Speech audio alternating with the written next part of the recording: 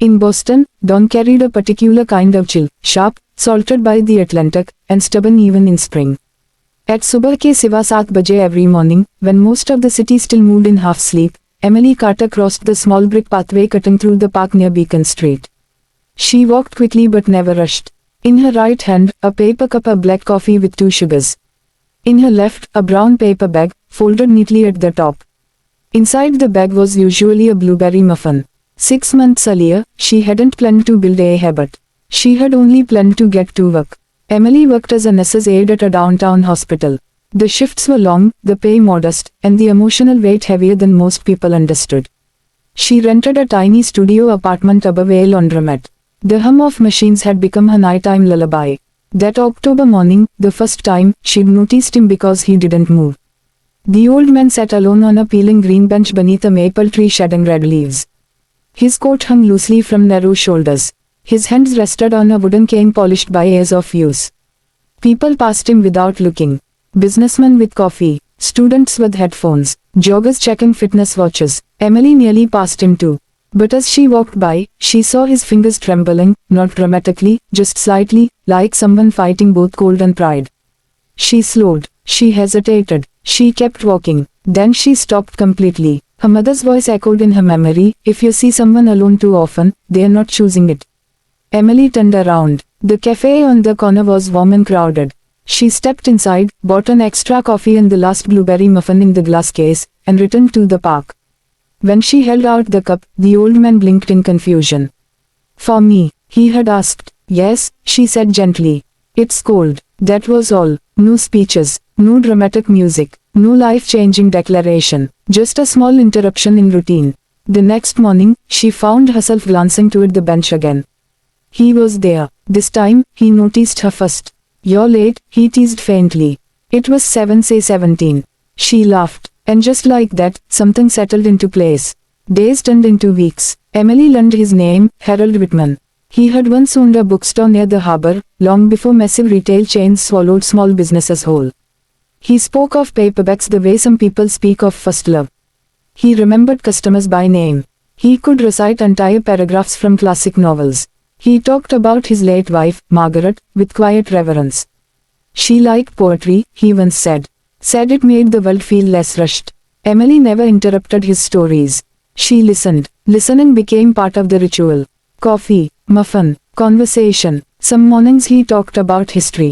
Other mornings he simply stared at the sky while sipping slowly. And every single day, without exception, Emily showed up. It wasn't easy. There were mornings when she finished a night shift and had barely slept. Mornings when snow coated the sidewalks in slick danger. Mornings when her bank account dipped into numbers that made her stomach twist. Still, at सुबह के 7:15 बजे, she walked through the park. Habit had taken over. At first, she thought she was helping him. But gradually she realized something unexpected. The routine was anchoring her too. Her life felt chaotic, patience in crisis, rent due, exhaustion heavy in her bones. But that bench, that was steady, predictable, simple. One morning in December, icy rain fell sideways across the city. The kind of rain that soaked through boots and chilled straight to the spine. She almost stayed home, almost. Instead, she wrapped the coffee cup in a towel to keep it warm and hurried across the park. Harold was there, hunched beneath the tree with no umbrella. "You shouldn't be here," he said when he saw her. "Neither should you," she replied. But they both smiled.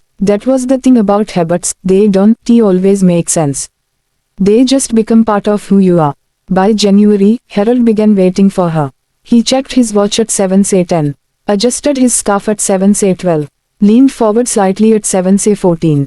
One morning she was delayed by a subway malfunction. She arrived at 7:22. His relief was visible. "Thought maybe I'd imagined you," he admitted softly. "You didn't," she said. "I'm real." There was something fragile in his tone that day. She realized then that she wasn't just bringing coffee. She was bringing reassurance, consistency, proof that someone would return. February brought harsher cold. Harold's cough started as a small irritation. Emily noticed immediately. Nurses are trained to observe what others miss. "Have you seen a doctor?" she asked. He waved it off. "Just the weather." But over the next week, the cough deepened. His breathing grew heavier between sentences. On a particularly icy morning, she heard a faint wheeze beneath his laugh. That was the first day her habit shifted from kindness to responsibility. "You're coming with me," she said firmly. He resisted at first. "I don't have the money." "I didn't ask about money."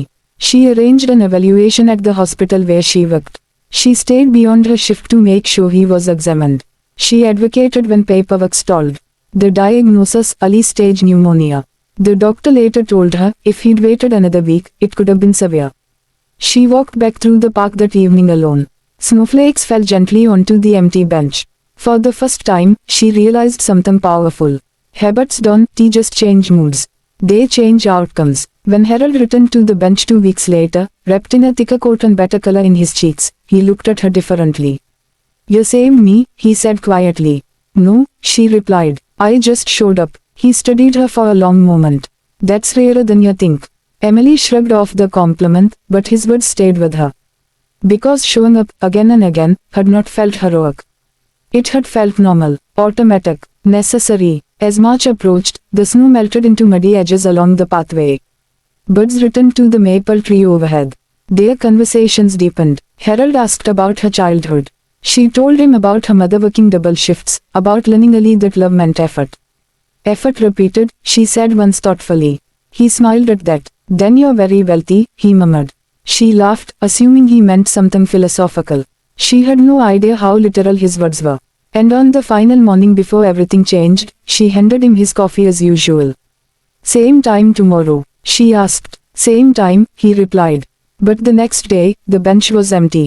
No Kane, no coat, no Harold. The wind off the harbor arrived early, just like always. But for the first time in 6 months, Emily stood alone beneath the maple tree. And she understood something that made her chest tighten.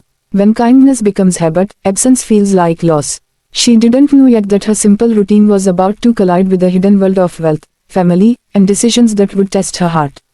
All she knew was this. At subah ke siwa 7 baje, she would return. Because that's what she did. That was who she had become. On the 4th morning without Harold, Emily couldn't ignore the ache in her chest anymore. At subah ke siwa 7 baje, she still stood by the green bench beneath the maple tree. The coffee cooled in her hands. The muffin remained untouched in the paper bag. Something was wrong. Habits create rhythm, and when rhythm breaks, the silence is loud. Instead of heading to work, she turned toward the narrow street Harold had once pointed out casually. "I live just there," he had said months ago, gesturing with his cane. "Not far. I like being able to walk to this bench." The apartment building was older, brick-faded by decades of winter storms. Emily hesitated before ringing the bell. A landlord answered, looking distracted. "Mr. Whitman," she asked. "He's been taken to the hospital," the man replied. "Family showed up yesterday." Big scene. Family. Harold had rarely mentioned family. Emily didn't wait another second. Outside the hospital entrance, 3 black luxury cars were parked in a perfect line. Their polished surfaces reflected the grey morning sky. Men in tailored suits moved with urgency. A woman in heels spoke sharply into her phone while holding a stack of legal documents. It didn't look like a family visit. It looked like a corporate acquisition. Emily tightened her grip on the coffee cup and stepped inside. The hallway outside Harold's private room was crowded. Private room. 2 lawyers stood near the door whispering in low, precise tones. Their briefcases were open, documents spread neatly like weapons ready for negotiation. And standing near the window was a tall man in his mid-30s. Dark navy suit, silver watch, controlled posture. But when he turned, Emily froze. The eyes, they were Harold's eyes, sharp blue, but guarded. "You must be Emily," he said before she could speak. Her heart skipped. "Yes, I am. I'm Daniel Whitman, his grandson." Grandson. Harold had never once said the word. Emily's mind raced. "Is he okay?" Daniel's jaw tightened. "He had a cardiac episode. Stress-related. He's stable." Relief flooded her body so quickly she had to lean against the wall. "I see you've been bringing him coffee every morning," Daniel added, studying her. She nodded slowly. "Just coffee. And muffins," he said. She blinked in surprise. "He talked about you constantly," Daniel continued. The nurse with stubborn kindness. Her throat tightened. The lawyers stepped closer, sensing the emotional shift. "Mr. Whitman," one of them interrupted, "we need to finalize the documentation while he's lucid." "Finalize what?" Emily looked between them, confused. Daniel sighed and motioned for her to step aside, away from the lawyer's ears. "My grandfather is not who you think he is," he said quietly. I think he's a lonely man who likes blueberry muffins. For the first time, Daniel's composure cracked slightly. He's also the majority shareholder of 3 publishing companies. He owns the building that once housed his bookstore. He invested early in digital distribution platforms. Emily stared. That doesn't make sense. He said the chains pushed him out. They did, Daniel replied. He sold before they collapsed smaller stores completely. Quietly, he never cared about public recognition. Her world tilted. The men on the park bench, wealthy. And yesterday, Daniel continued, lowering his voice, he amended his will. The hallway seemed to shrink. He added you. Emily felt the air leave her lungs. That's not possible. It is. The lawyers approached again, handing Daniel a document. He left you 60% of his estate. Silence. Even the hospital machines inside the room seemed to hum more loudly. Emily shook her head immediately. No, I don't want it. The lawyers exchanged glances. Daniel studied her reaction carefully. You don't even want to know how much? He asked. I helped him because he needed help, she said, voice trembling. Not because I wanted money. Daniel's expression shifted, from suspicion, to realization, to something like shame. You showed up, he said softly. I sent checks, I paid bills, but I didn't show up. Emily swallowed. That's what he needed. Daniel nodded slowly. The lawyers stepped in again. We need clarity, one insisted. If she refuses, we must reallocate shares immediately. Emily felt overwhelmed. This is wrong, she whispered. He has a family. Daniel looked toward the hospital room door. I am his only living relative, he said. And I've been absent for years. The weight of those words settled heavily. Inside the room, a monitor beeped steadily. Harold was awake. When Emily entered, Harold's pale face brightened instantly. You came, he breathed. Of course I came. She set the coffee gently on the bedside table. Daniel stood near the doorway, silent. Harold reached for her hand with surprising strength. I needed someone who chose me, he whispered. Not someone obligated by blood. Not someone bound by contracts. Tears filled Emily's eyes. You didn't have to change your will, she said softly. Yes, I did, he replied firmly. Money should follow character. Daniel stepped forward then. Grandfather, I'm sorry. The room held its breath. Harold looked at him for a long moment. I don't need apologies, he said gently. I need presence. Daniel's composure finally broke. He moved closer to the bed. And for the first time in years, he took his grandfather's hand. Emily stepped back, heart pounding. This was bigger than inheritance.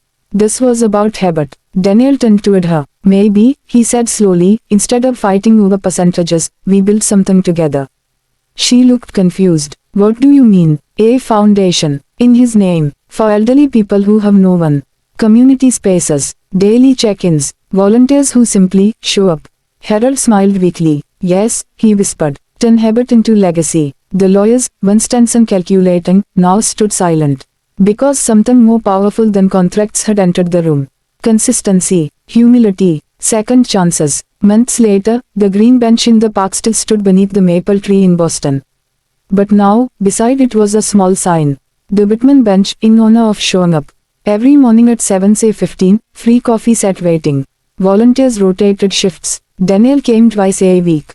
Not in a suit, not with lawyers, just as a grandson. And Emily, she never missed a morning. Because the greatest wealth wasn't what Harold left in his will. It was the habit he strengthened in all of them. Show up, again, and again, and again.